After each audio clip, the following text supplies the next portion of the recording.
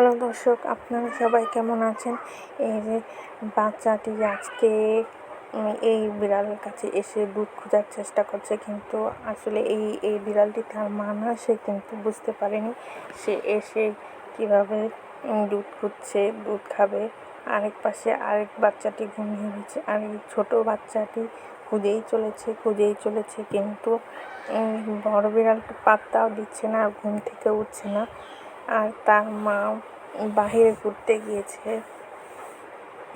এখন ছোট বাচ্চাটি চিন্তায় পড়ে গেল, এখন কি করবে। তার খুব খিদা লেগেছে, এখন সে দুধও খেতে পাচ্ছে না এই বিড়ালটির কাছ থেকে।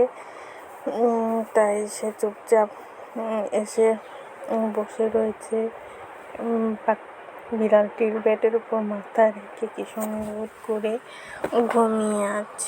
শুয়ে আছে, আর অন্য পাশে অন্য বিড়ালটি ঘুমিয়ে আছে।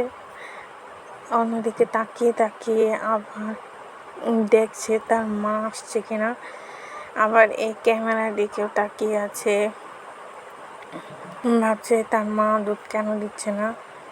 এখন মনের দুঃখে সে মায়ের পেটের উপর, মা নয় আরে অন্য বিড়ালটির উপর ঘুমিয়ে পড়ছে। আবার খিদার জন্য ঘুম থেকে আবার